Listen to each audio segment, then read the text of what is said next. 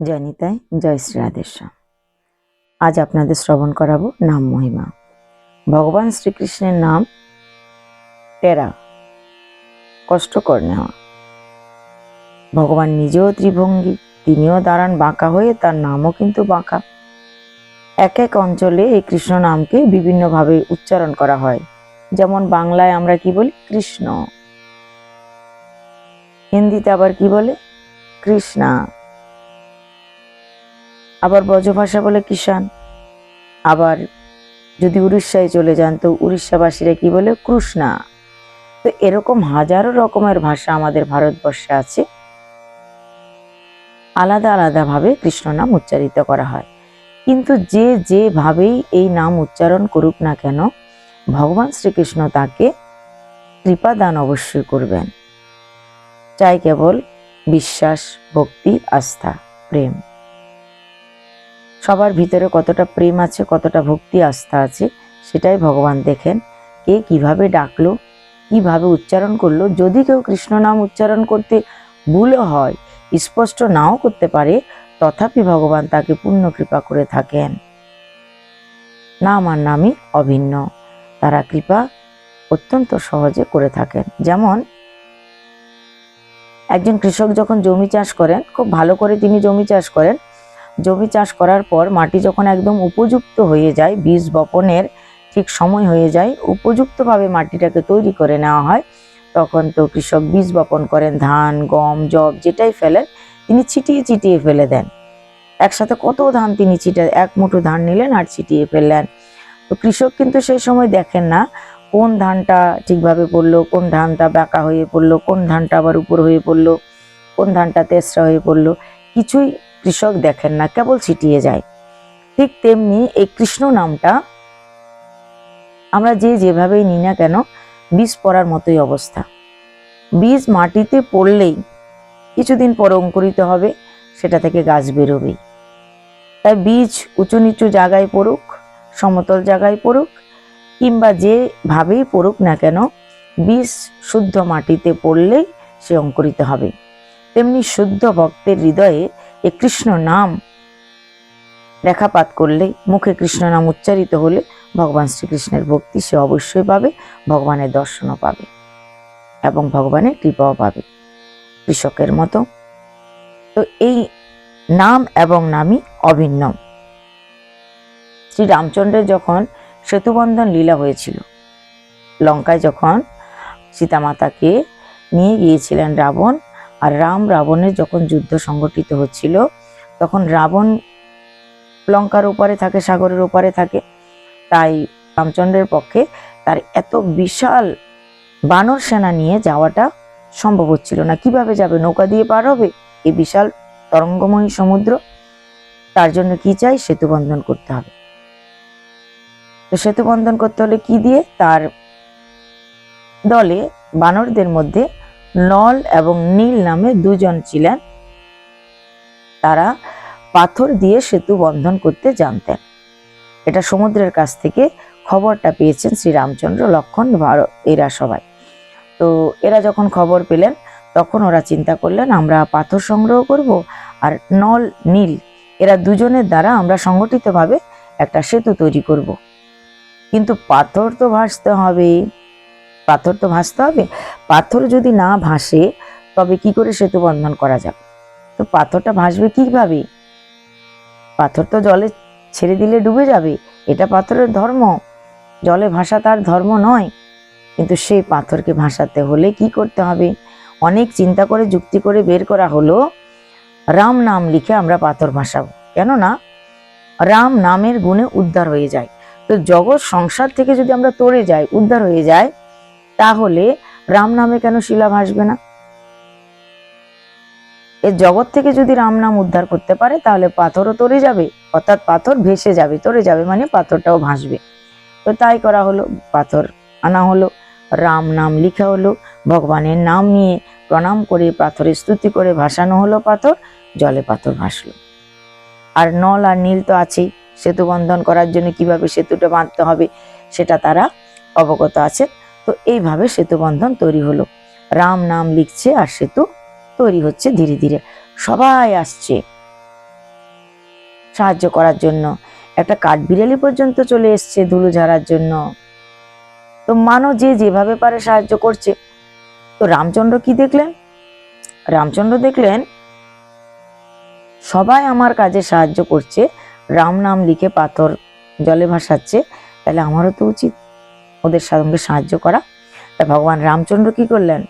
পাথর তুলে নিলেন, রাম নাম লিখলেন, জলে ভাসালেন, কিন্তু সঙ্গে সঙ্গে পাথরটা ডুবে গেল, পাথর ভাসলো না। রামচন্দ্র ভাবছেন এই কি উপায় হলো, সবাই পাথর ভাসাচ্ছে তো ভেসে যাচ্ছে, আর আমি পাথর ভাসালাম তো ডুবে গেল। এ দৃশ্য কে দেখলো? হনুমানজি মহারাজ দেখতে পেলেন। হনুমানজি দৌড়ে আসলেন, প্রভু কি করছেন? প্রভু বলছে না না, আমি কিছু করছি না। হে হনুমান, তুমি তো দেখলে আমি কি করছিলাম, তবে তুমি এই কথাটা কাউকে বলো না। হনুমানজি বলছে আমি ঢেরা পিটিয়ে বলবো। আরে তুমি আমার পরম ভক্ত, তাহলে ঢেরা পিটিয়ে বলবে? বলে কেন বলবো না প্রভু? হে প্রভু, আপনি চিন্তা করুন, আপনার নামে জগৎ তরে যায়, আপনার হাতে স্পর্শ লেগে জীব জগৎ উদ্ধার হয়ে যায়। কিন্তু একবার ভাবুন, আপনি যদি কাউকে ছেড়ে দেন, আপনি যদি কাউকে ত্যাগ করে দেন, তাহলে সে ভাসবে কি করে, সে উদ্ধার হবে কি করে? সে তো ডুবে যাবে প্রভু। তাই আপনি রাম নাম লিখেছেন কিন্তু নিজের হাত থেকে ছেড়ে দিয়েছেন, তাই সেই পাথর ভাসলো না। আপনি যদি কাউকে ত্যাগ করেন, সে কি উদ্ধার হতে পারে? হনুমানজি রামচন্দ্রকে বুঝালেন আর বললেন প্রভু আপনি বসে দর্শন করুন, আমরাই সেতু বন্ধন করছি, আমরাই কাজ করছি। তো সেতু বন্ধন তো হতে লাগলো। এদিকে লঙ্কায় খবর পৌঁছে গেল।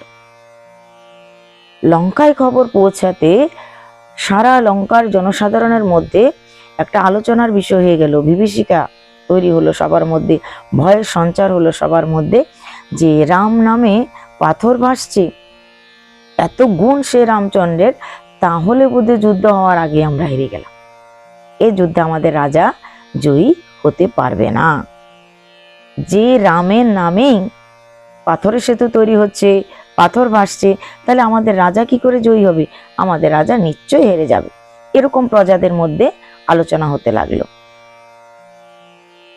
এরকম যখন প্রজারা ভাবনা চিন্তা করতে লাগলেন, তাদের মধ্যে এরকম ভাবা এসে গেল, সেই কথাটা রাবণের কানে পৌঁছাতে বেশি সময় লাগলো না।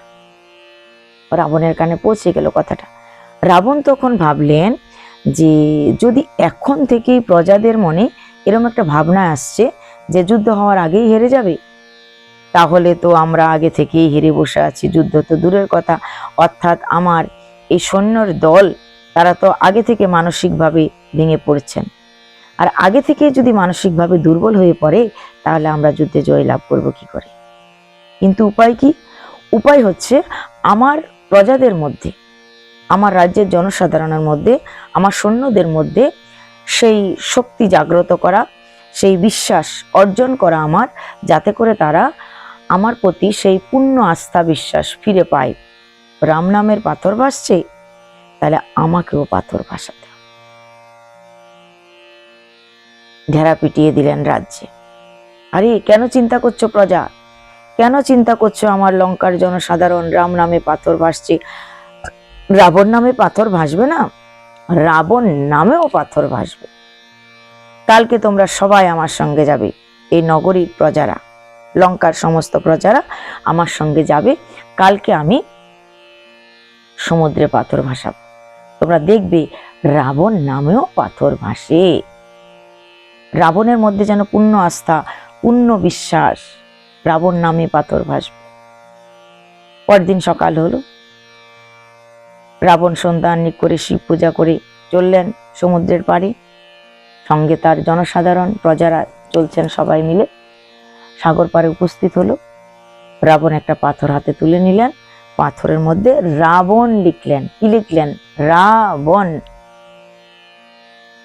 রাবণ লিখলেন, সবাই দেখলো, সবাইকে দেখাচ্ছে, দেখো রাবণ, দেখো রাবণ। রাবণ লিখা দেখেছে, পাথর জলে ভাসালো, প্রণাম করে জলে ভাসালো, পাথর ভাসলো, পাথর ভেসে গেল।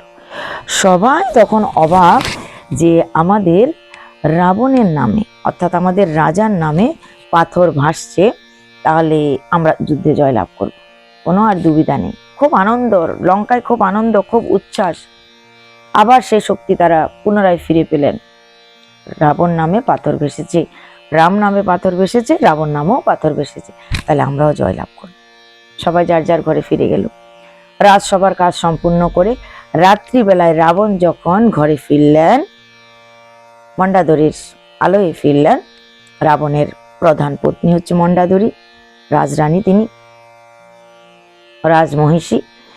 তো তার ভবনে যখন তিনি ফিরলেন রাত্রে শয়ন কক্ষে, তখন লঙ্কার রানী মণ্ডাদরি রাবণকে প্রশ্ন করলেন, হে মহারাজ, আমি আপনাকে একটা প্রশ্ন করছি। সবার সঙ্গে প্রভু চাতুরি চলে, কিন্তু আপনার ঘরের ঘরণী, আমি আপনার স্ত্রী, আমার সঙ্গে কোনো চাতুরি চলবে না। কারণ আমি জানি আপনার শক্তি সামর্থ্য কতটা, আমি জানি আপনার সবকিছু, কাজে আমার সঙ্গে আপনি মিথ্যা কথা বলে পারবেন না। রাবণ নামে পাথর ভাসে না, সেটা আমি নিশ্চিত।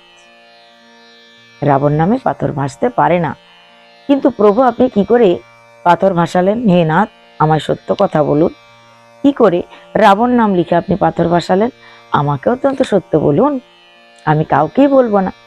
রাবণ তখন বলছে, ধীরে বলো মণ্ডাদরি, দেওয়ালেরও কান আছে। দেওয়ালেরও কান আছে, ধীরে বলো। বলে, হ্যাঁ আমি ধীরেই বলবো, আপনি আমাকে গোপনে বলুন। তবে মণ্ডাদরি, আমি তোমার কানে কানে বলবো, জোরে বলা যাবে না। বলুন প্রভু কানে কানে। তখন কানে কানে বলছে রাবণ, দেখো মণ্ডাদরি, আমি সবার সামনে রাবণ নাম লিখলাম, সবাইকে দেখালাম, কিন্তু চুপিসারে ধীরে নিজ দিয়ে আবার রাম নামও লিখেছি, সেটা কাউকে দেখায়নি। এবং প্রণাম করার ছলে পাথরটাকে কাছে এনে আমি কি বললাম? পাথরকে বললাম, হে পাথর, তোমাকে তোমার শ্রী রামচন্দ্রের দোহাই, হে পাথর তুমি জলে ভাসবে, অবশ্যই তোমাকে জলে ভাসতে হবে, তোমাকে রামচন্দ্রের দোহাই দিলাম। রামচন্দ্রের দোহাই দিয়ে রাম নাম লিখে আমি পাথরটা ভাসিয়েছি, তবেই না পাথর ভেসেছে রানী। রাবণ নামে যে পাথর ভাসবে না, সেটা তো আমিও জানি, কারণ আমি জানি রাম নামে পাথর ভাসবে। কি করে কি করে রাবণ জানলো জানেন? রাবণ জানে রাম পরম ব্রহ্ম, রাবণ জানে রামের দ্বারাই তার উদ্ধার, রাবণ জানে ভক্তির অধিষ্ঠাত্রী দেবী হচ্ছে সীতা দেবী। তাই ভক্তিকে যদি নিয়ে আসা যায়, তবে ধর্মকেও পাবে, ভক্তিকে নিয়ে আসা গেলে ভগবানকেও পাবে। তাই তিনি ভক্তিকে নিয়ে এসছেন যখন, ভগবান তো নিজে নিজেই আসবে।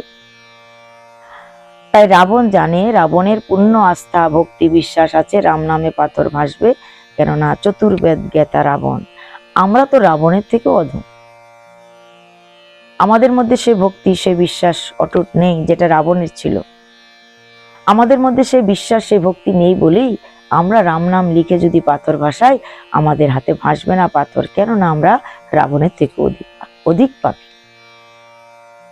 তাই রাম নামের মহিমা রাবণ জানে, কিন্তু আমরা মূর্খ জীব এখনো সেই মহিমা উপলব্ধি করতে পারিনি।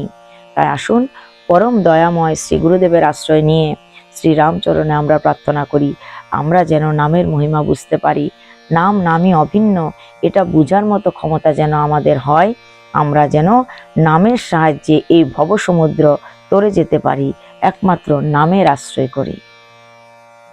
আজকে এই পর্যন্তই, আগামী দিন আবার দেখা হবে। জয় নিতাই, জয় শ্রী রাধেশ্যাম।